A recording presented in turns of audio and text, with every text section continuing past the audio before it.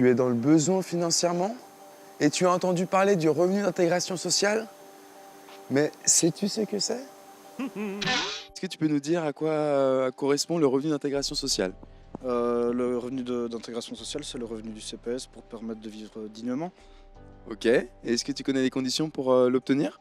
Il me semble qu'il faut vivre sous le seuil de pauvreté.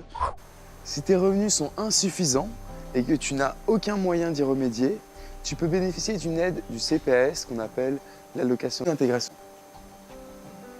Pour que tu puisses en bénéficier, le CPS va s'assurer que tes revenus sont insuffisants et que tu remplis certaines conditions.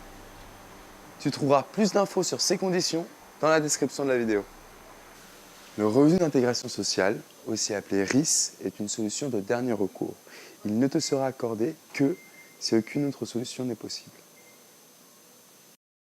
En principe, tu ne dois donc pas disposer d'une autre possibilité de revenu, telles que des allocations familiales, des allocations chômage, des indemnités de mutuelle ou une pension alimentaire, sauf si ces revenus sont inférieurs au RIS auquel tu as le droit.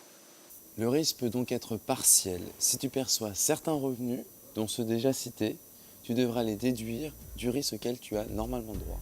Sache enfin que le montant de l'aide est calculé en fonction de ta situation familiale, cohabitant, isolé ou cohabitant avec enfants à charge. Dans l'hypothèse où tu ne remplis pas toutes les conditions pour avoir droit au RIS, tu peux toujours solliciter l'aide sociale de la part du CPS. Tu trouveras plus d'infos sur notre site inforjeune.be dans la FAQ rubrique Protection sociale.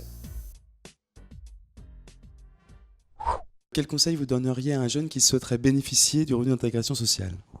Qu'en dehors du revenu d'intégration, le champ du possible est large, que le CPS peut aussi examiner en fonction de la situation financière l'opportunité d'intervenir dans le coût du Minerval, éventuellement dans l'achat d'un ordinateur ou des frais scolaires plus importants.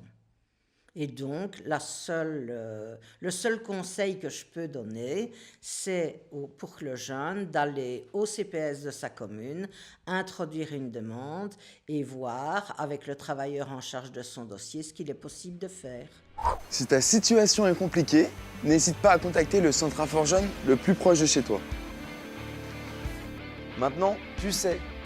N'hésite pas à partager la vidéo et à liker. Tu peux également nous rejoindre sur les différents réseaux sociaux.